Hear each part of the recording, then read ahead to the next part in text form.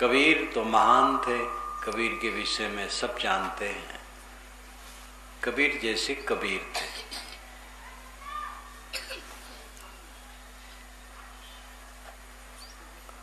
रामायण में, वाल्मीकि रामायण में आया है, जहाँ राम रावण का युद्ध होता है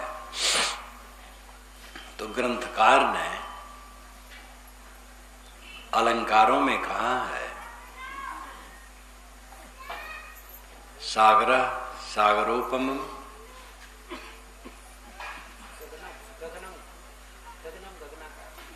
गगनम गगनाकारम सागरम सागरोपमम राम रावण यो युद्ध राम रावण यो रिव।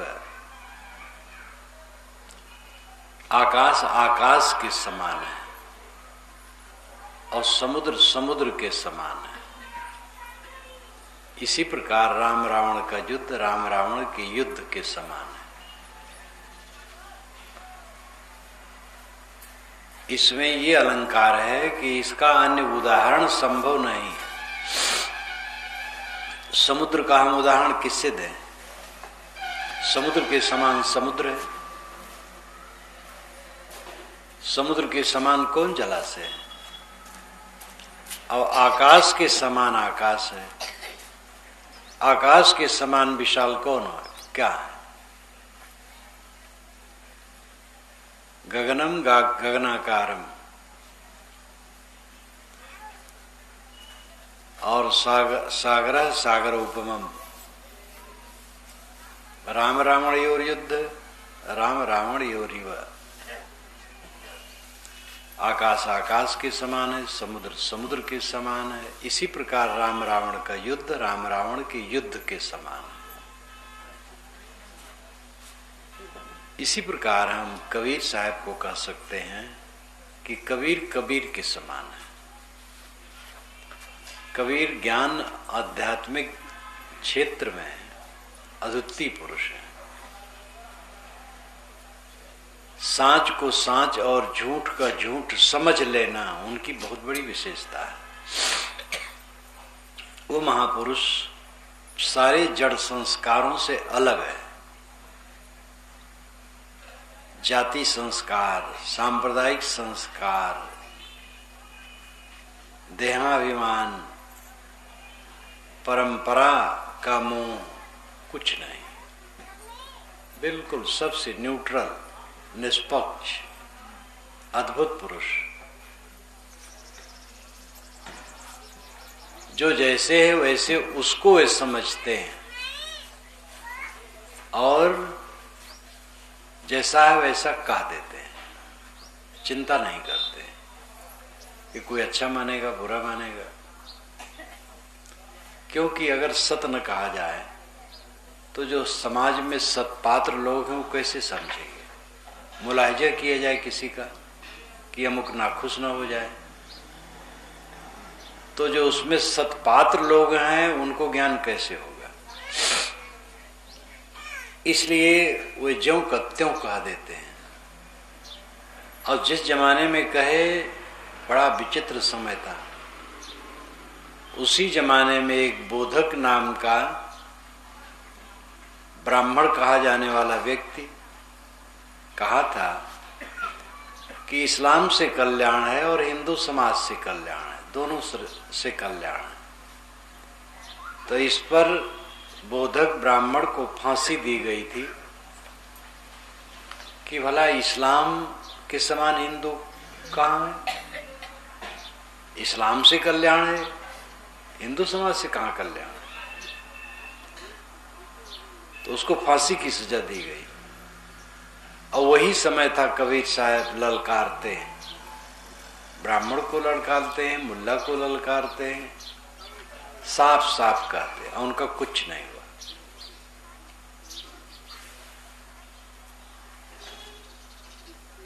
तो वे अंदर बाहर एकदम कांच की तरह साफ, जैसे उत्तम कांच हो तो अंदर बाहर पारदर्शी एकदम साफ, ऐसे उनका चित्त साफ था। कहीं एक जगह पक्ष नहीं था। एक जगह पक्ष लेकर के जब आलोचना की जाती है तो वो कमजोर होती है। और सब तरफ से निष्पक्ष होकर के जो आलोचना होती है वो स्वस्थ होती है। कबीर की आलोचना, कबीर का कथन सब तरफ से निष्पक्ष होकर है और इसीलिए उनमें चमक उसी समय भर गई और दिन दिन वो चमक बढ़ती चली गई। आज पूरे विश्व में कबीर पर गोष्ठियां होती हैं, रिसर्च होते हैं। अभी अभी बात याद आ गई, इलाहाबाद में बुक फेयर लगा था, विश्व पुस्तक मेला, तो वहां से निमंत्रण आया था संस्थान इलाहाबाद, हमारे साधु भी ले गए, लगाए, पुस्तकें खूब बिकी।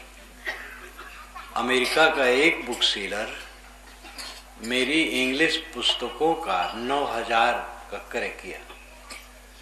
मेरी पुस्तकों का जो इंग्लिश वहाँ हिंदी तो चल नहीं सकती, इंग्लिश पुस्तकें भी कई अब मेरी हो गई हैं, अनुवाद कर रहे हैं प्रेम प्रकाश जी, परियानी जी। तो 9,000 का उसने ड्राफ्ट दिया और कहा ये पुस्तकें हमें भेज दीजिए। वहाँ तो उतनी थी नहीं, वहाँ तो थोड़ी ले गई थी, हिंदी ज़्यादा थी, तो इलाहाबाद से भेजा गया। और 9,000 का तो बहुत कम है, वहाँ तो लाखों का जाना चाहिए। बस वो सोर्स होना चाहिए, संबंध जोड़ना चाहिए। रंगनाथानंद जी महाराज विवेकानंद संप्रदाय के बहुत बड़े संत थे। उड़ीसा में हमारा उनका जब एक जगह मिलन हुआ, अंत में वे बेलूर मठ के अध्यक्ष थे, आप शरीर छोड़ दिए हैं कुछ महीने के पूर्व। उन्होंने कहा कि मैं विदेश में जाता हूँ, यूरोप अमेरिका इत्यादि में कबीर के वचनों का पुष्कल प्रचार है, पुष्कल प्रचार है। पुष्कल और रैशनल ये दो शब्द संस्कृत और इंग्लिश के वो कई बार कर। कबीर की वाणी रैशनल यानी तर्कपूर्ण और पुष्कल यानी विस्तृत। यूरोप अमेरिका में कबीर वाणी का पुष्कल प्रचार है और उनकी सब वाणी रैशनल है। उन्हीं का कार्यक्रम था, जब मुझे जान पाए तो अपनी गाड़ी भेज करके मुझे बुलाए और फिर सम्मिलित कार्यक्रम हुआ। मैंने अपनी पुस्तकें दी। कबीर साहब का भजन कहे कोई गावे तो मैं अपने ब्रह्मचारी से गवाया। कहे महाराष्ट्र में मैं घूमता हूँ, मंदिर मंदिर में कबीर विचारों के भजनों का सिस्टम। जैनों बौद्धों में सनातन धर्मियों के गीत नहीं गाए जाते और सनातन धर्मियों में जैनों बौद्धों के गीत नहीं गाए जाते, लेकिन कबीर साहब के गीत हर जगह गाए जाते, जैनों में, बौद्धों में, सनातन धर्मियों में, यहाँ तक मुसलमानों में भी। तो कबीर एक ऐसे अद्भुत पुरुष हुए कि अपने ढंग के हुए, उनके प्रति किसी का उदाहरण संभव नहीं। गगनम गगनाकारम सागरो सागरोपमः राम रावण योर युद्ध राम रावण योरिव। आकाश आकाश के समान है, समुद्र समुद्र के समान है, राम रावण का युद्ध राम रावण के युद्ध के समान है। ये वाल्मीकि जी कहते हैं। इसी प्रकार कबीर कबीर के समान है। कबीर में एक तरफ पैना तर्क है और एक तरफ शीतल बौछार है। पैना तर्क, अंधविश्वास के प्रति पैना तर्क है। अलौकिकता, चमत्कार, अंधविश्वास,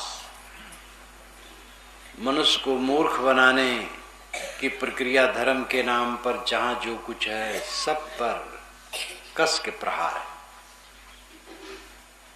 और साधकों, भक्तों, संतों को सन्मार्ग की तरफ प्रेरित करने के लिए अध्यात्म की शीतल बौछार है। वो महापुरुष संत था। संत कहते हैं जो सत्य में स्थित हो, और साथ साथ वह समाज को देख करके चुप नहीं बैठ सका। मनुष्य को नीच कहा जाए ये उनको सहन नहीं था।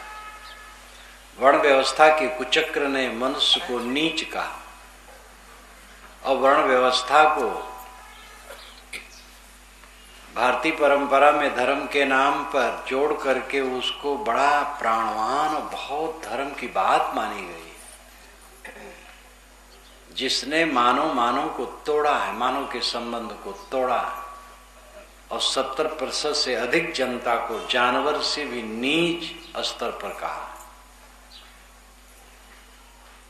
गाय के दूध दही घी के साथ उसके गोबर और मूत्र को भी पंचगव्य के नाम पर खाने की राय दी गई, और आदमी के बच्चे को अछूत कहा गया।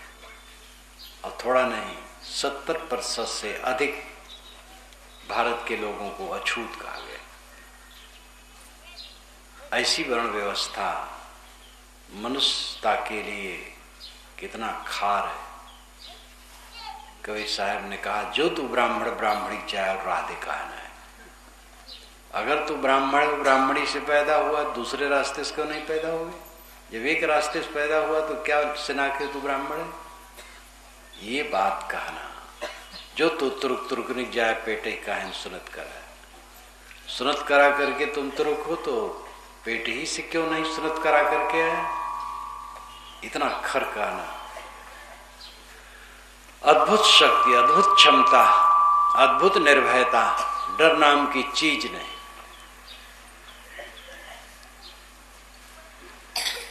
दिन जितने बीतते जाते हैं उनकी चमक उतनी बढ़ती जा रही है। तो समाज में अंधविश्वास, ऊंच नीच की भावना, सांप्रदायिक विद्वेष और सब ऐसी बातों को देख करके वो सह नहीं सके और जैसे तैसे कह दिया। अब आज वो काम कर रहा है और उनके विचारों को लेकर के आज कानून बना। बाबा साहेब अम्बेडकर जब दिल्ली में स्वतंत्र भारत का कानून बनाने बैठे तो कहा, मैं कबीर को गुरु मान करके कानून बनाने जा रहा हूं। मौलिक रूप में कबीरपंथी थे भी। वो तो राजनीतिक कारण मरने के थोड़े दिन पहले बौद्ध मत स्वीकारे तो कबीर का नाम लेकर के कबीर को गुरु रूप में कह करके फिर उन्होंने कानून बनाया स्वतंत्र भारत का। और भी सब थे, कई लोग थे, वो मुख्य थे, उसमें अध्यक्ष थे। और ऐसा कानून बन गया है पूरे भारत में कि मानव मात्र समान अधिकारी सब दिशा में है। वर्ण व्यवस्था के अनुसार ब्राह्मण कहा जाने वाला व्यक्ति केवल अध्यापक हो सकता है, दूसरा नहीं। ये साहू लोग अध्यापक हो सकते हैं भला? बिल्कुल नहीं हो सकते। सुबह देखने से जिनको अशुभ माना जाता है वो अध्यापक हो सकते हैं? क्या कुचक्र है। लेकिन अध्यापक हो सकते नहीं, अध्यापक हैं, जज हो सकते हैं और सभी क्षेत्रों में कहीं भी वह जा सकते हैं और सभी वर्ग के लोग जा सकते हैं। और कोई किसी को कहे तुम नीच हो तो दंडित हो सकता है। कोई किसी को नीच कहे, मुकदमा अगर चलाए तो दंडित सिद्ध हो जाए, इसने नीच कहा है, तो दंडित हो सकता है। तुम शूद्र हो, अछूत हो, नीच हो, ऐसा कोई कहे, अगर वो मुकदमा चला दे, सिद्ध हो जाए कहा है, तो दंड हो जाएगा उसको। ये जमाना मानवता का जमाना है। कबीर की जो कल्पना थी वो कल्पना साकार हुई। अब जरूरी यह है कि हम लोग अपने हृदय से कूड़ा कचरा को निकालें। कानून तो बन गया और उसका पालन हो रहा है। और सर्वत्र समता की बात आ गई है। कूड़ा कचरा हमें अपने विचार से निकालना है, और काफी कुछ निकल गया है, निकल रहा है। राजनेता लोग फिर से पनपा देते हैं अपने स्वार्थ के लिए। वे कहीं सांप्रदायिक दंगा करवाएंगे, कहीं जाति दंगा करवाएंगे। तो ये राजनेता लोग तो सदैव गड़बड़ करते रहे हैं, और राजनेता काम भी करते हैं देश का।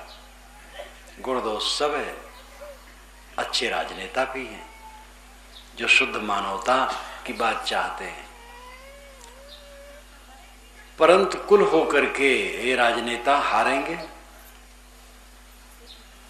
और जो जो प्रदूषण फैलाने वाले वो सब थकेंगे और हारेंगे, और मानवता की बात निरंतर बढ़ेगी, और तर्कपूर्ण विचार निरंतर बढ़ेंगे। कबीर साहब का अभियान ये बहुत सफल है। ये सामाजिक दृष्टिकोण की बात मूल रूप में वह आध्यात्मिक है, संत है। जीवन का परम लक्ष्य परम शांति की प्राप्ति, कल्याण की प्राप्ति, और उसको वे प्राप्त थे। अति श्रद्धालु कहते हैं प्राप्त क्या थे, वो तो सब समय मुक्त ही थे।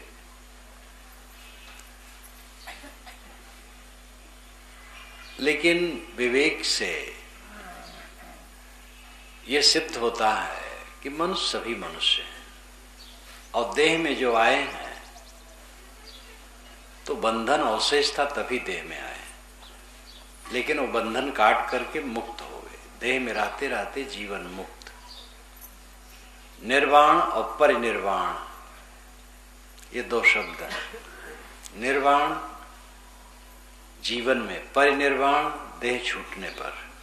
परि का अर्थ होता है समग्रता, पूरी तरह से निर्वाण। देह में रहते रहते जो शोक मोह मुक्त है वो निर्वाण को प्राप्त है,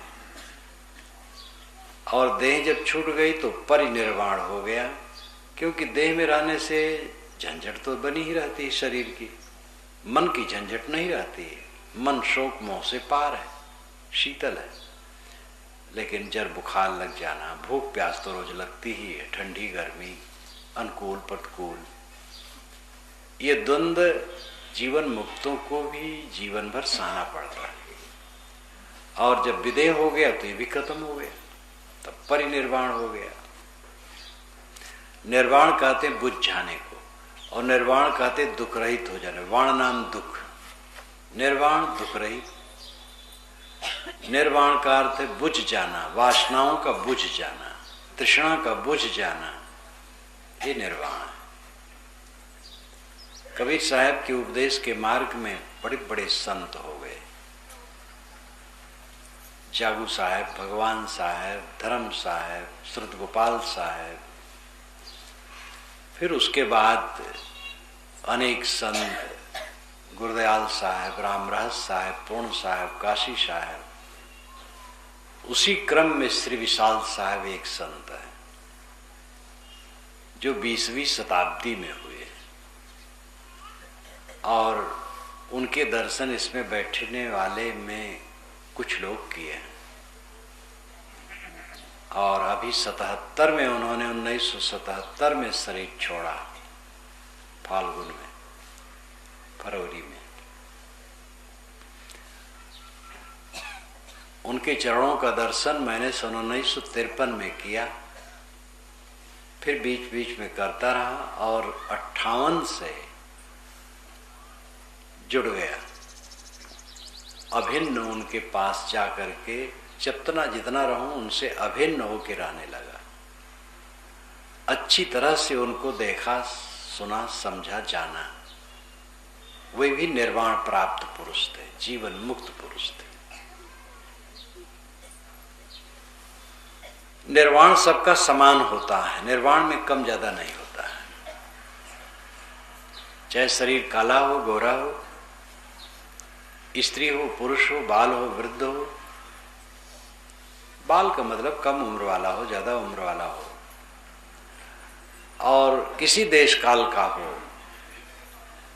जो अपने स्वरूप को पहचान लिया, अपने आत्मा को पहचान लिया और विषयों की सारी तृष्णा छोड़ दी, वो जीवन मुक्त हो गया, निर्वाण प्राप्त हो गया। इस संसार में किसी का कुछ है नहीं, लगता है कि है, लेकिन है कुछ नहीं। देखते देखते लोग उठ जाते हैं।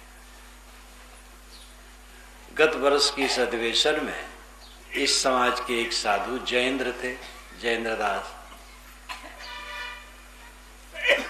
वह इसके कोषाध्यक्ष थे। कई महीने हो गए नहीं रहे, उनकी लाश भी सड़ गई, हड्डियां पतली पतली सड़ गई होंगी, मोटी हड्डियां कुछ होंगी, उनका क्या, शरीर सड़ गया, शरीर पर रहने वाले कपड़े उतर गए, लोटा कमंडल जो कुछ रहा कुछ उनके साथ गया नहीं। किसी के साथ नहीं जाता तो उनके साथ कैसे जाए? किसी का कुछ है नहीं, लेकिन मोह का ऐसा बड़ा प्रमाद है कि यहाँ की चीजों को लेकर के जो आपाधापी है, बड़ा अनर्थ करने वाला है। लोग ध्यान ही नहीं देते हैं कि मरना है। भयंकर उत्पात, हत्या, षड्यंत्र,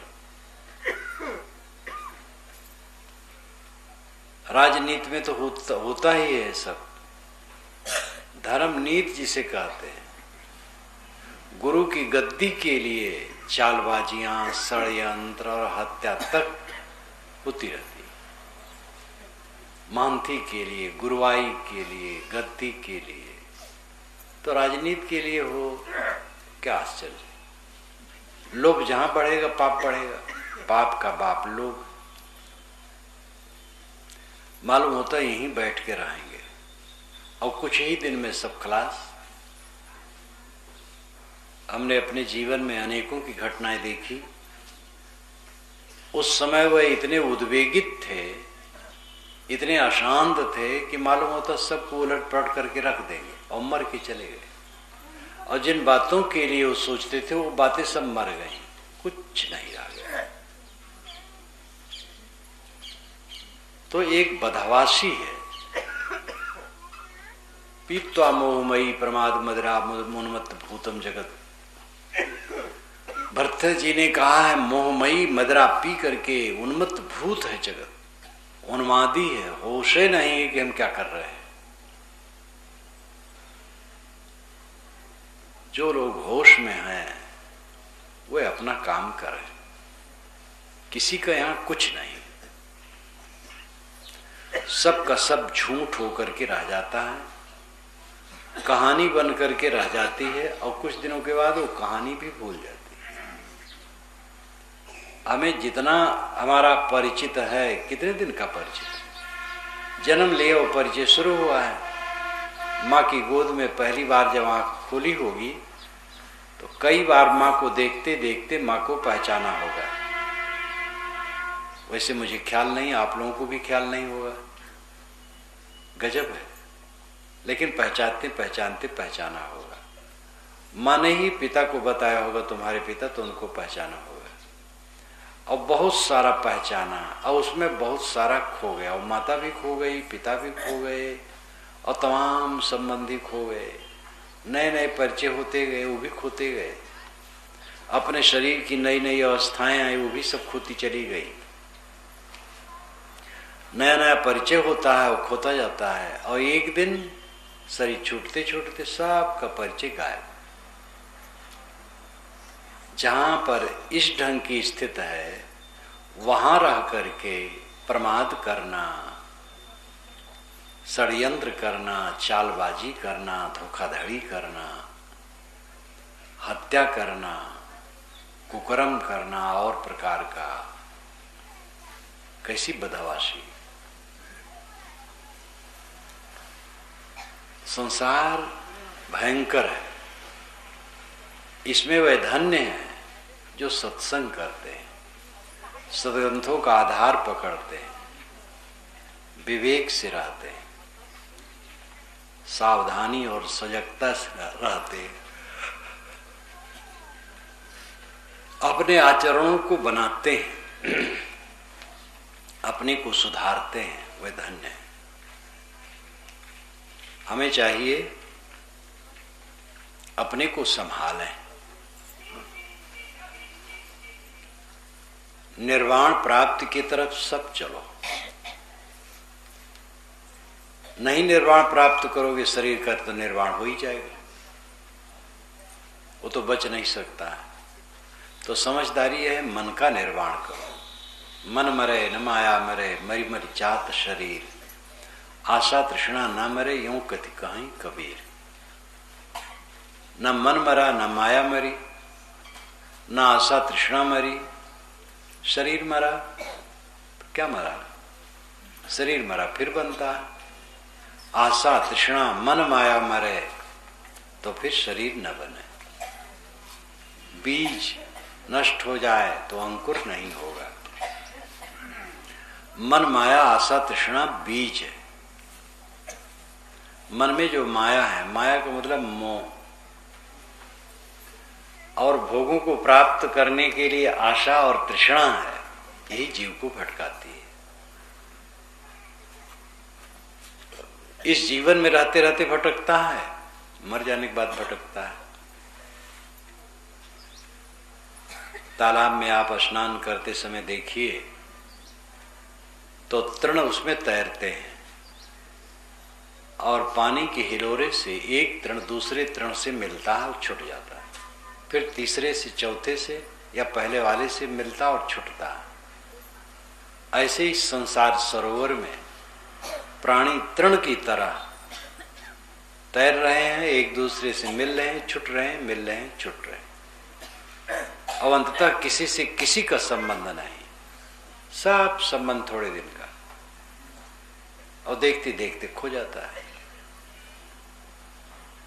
कितने को तो लड़के खो जाते हैं, जवान लड़के खो जाते हैं। लोग मिलते हैं, कहते साहब 16 वर्ष का लड़का था, गया तब से आया ही नहीं। कलकत्ता में तो एक सेठ जी, जहां मैं प्रेम प्रकाश के घर में रहता हूं, ऊपर तल्ले पर उसी के बराबरी में पश्चिम तरफ एक सेठ रहते थे, खूब कीर्तन करते थे, बड़े भावुक भक्त थे। और वे इतना लापरवाह रहते थे, उतरते थे, गाड़ियां उनके पास थी लेकिन वो गाड़ी में नहीं बैठते थे, टैक्सी तुरंत मंगा लेते थे। टैक्सियां तमाम खड़ी रहती, किसी टैक्सी में बैठते थे, कहीं जाते थे, फिर आ जाते थे। एक दिन सुबह उतरे और टैक्सी में बैठे और कहाँ गए पता नहीं लगा। कई वर्ष हो गए, आज तक पता नहीं लगा। रोज जैसे टैक्सी में बैठ के जाते थे तैसे उस दिन चले गए। गाड़ियां थी लेकिन अपनी गाड़ी में नहीं बैठते थे, अधिकतम वो टैक्सी लेके चले जाते थे, स्वतंत्र रहते थे।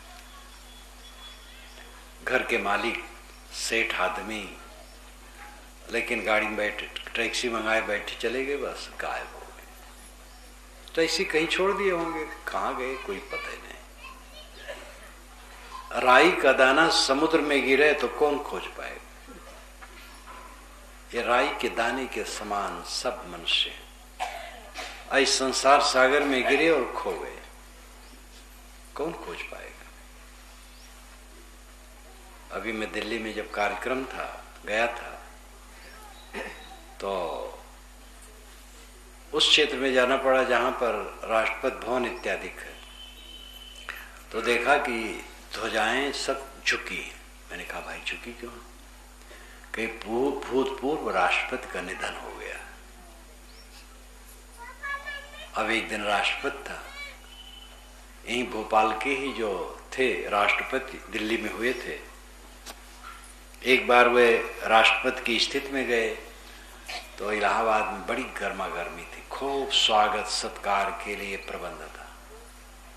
एक बार मैं छत्तीसगढ़ ही शायद आ रहा था, तो स्टेशन पर पहुंचा तो बड़ी सफाई और बड़ी सावधानी। मैंने कहा भाई क्या कारण है? कि उनका अस्थि कलश आ रहा है। तो एक दिन तो आगत स्वागत में था, एक दिन अस्थि कलश में सब था। ये संसार का चक्र है, कोई बचता नहीं। प्रकृति का विधान सब पर बराबर है, किसी के लिए क्षमा नहीं। चाहे गुरु हो, चाहे संसारी हो, चाहे राष्ट्रपति हो, चाहे चपरासी हो, गृहस्थ हो, विरक्त हो, स्त्री हो, पुरुष हो, सब के लिए समान नियम। ऐसे छूटने वाले संसार में रह करके हमें प्रमाद नहीं करना चाहिए।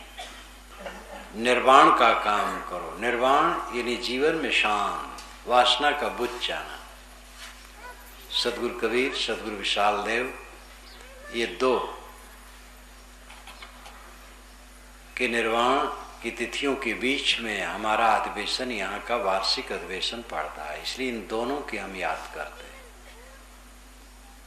और याद करने की सार्थकता यह है कि हमारा मन निर्वाण में जाए, हमारा मन वासना रहित, तृष्णा रहित, शोक मोह रहित, प्रसन्न, निर्मल, शुद्ध बुद्ध हो। ये काम करो। और ये काम तब होगा जब संतों की संगत, स्वाध्याय, सेवा, साधना में लगे रहोगे। बिना कमाई के किसी दिशा में विकास नहीं होता है। खेती है, व्यापार है, कला है, और कुछ है, चाहे जहाँ नौकरी चाकरी करते हैं, ड्यूटी से काम करेंगे तो वहाँ प्रशंसनीय रहेंगे, पदोन्नति होगी। गलत करेंगे तो पदोन्नति होगी, बदनाम होगी। सब दिशाओं में श्रम की जरूरत है। श्रम से विकास होता है। जो जीवन का सर्वोच्च विकास है, सबसे ऊंची स्थिति है, वो निर्वाण है, शांति। और इसके लिए सबको काम करना चाहिए। किसान को किसानी से काम चल जाता तो उसको नौकरी करने की जरूरत नहीं पड़ती। कोई नौकरी करता, उससे गुजर हो जाता है तो उसको दुकान करने की जरूरत नहीं पड़ती। दुकानदार है, दुकान से काम चल जाता है तो उसको डॉक्टरी करने की आवश्यकता नहीं। लेकिन डॉक्टर को, दुकानदार को, किसान को तथा समस्त श्रेणियों के मनुष्यों को आध्यात्मिक उन्नति में लगना जरूरी है, अनिवार्य विषय सबके लिए। मन की शांति सबसे बड़ा सुख है और इसको प्राप्त करना हर मनुष्य का कर्तव्य है। उसी के लिए सब आयोजन है। साधुओं का सारा आयोजन आध्यात्मिक उन्नति के लिए है। जो जीवन का मुख्य मुद्दा है उसके लिए साधुओं का प्रयास है, सब समय से, पूरा काल से, और आगे भी रहेगा। ये यही नहीं, पूरे विश्व में अपने अपने ढंग से। भारत देश धर्म प्रधान देश है, यद्यपि यहाँ की बड़ी बड़ी कमजोरियां हैं और इन कमजोरियों को देखते हुए बड़ा उदास मन होता है। लोग सड़क पर चलते वहीं थूक देते हैं। यहाँ परिसर में थूक देते हैं। थूकना चाहिए तो जहाँ थूकने की जगह हो, लेकिन सड़क में बीच में थूक देते हैं। भारतवर्ष में तो कहीं भी बीड़ी सिगरेट पियो, धुआं उड़ाओ, कोई हर्ज नहीं। और कहीं थूक दो, टट्टी कर दो, कोई हर्ज नहीं। सड़क के दोनों किनारे टट्टी की लाइन लगी, हर गांव के बाहर। बस घर से निकलेंगे, प्रकाश हो जाएगा और सड़क के किनारे भेड़ी की तरह बैठे टट्टी करने। अरे खेत में उतर जाओ, सड़क पर टट्टी न करो। खेत है, पड़िया है, भाटा है, अपने अपने घर में शौचालय बनाओ, उसमें जाओ। शौचालय ना हो तो खेत और मैदान में चले जाओ। सड़क को तो क्षमा कर दो, लेकिन सड़क पर दोनों किनारे टट्टी। भारतवर्ष के अनेक गांव हैं कि गांव के किनारे से निकलो तो यमपुरी के दर्शन होते हैं। ये हमारा धर्म का देश है। तो त्रुटियां बहुत हैं, लेकिन इन त्रुटियों के बावजूद यहाँ की अपनी विशेषताएं भी हैं। सब लोग धर्म के मार्ग में लगो, साधना भक्ति के मार्ग में लगो, अपना कल्याण करो। इन्हीं शुभकामनाओं के साथ मैं अपनी वाणी को विराम देता हूँ।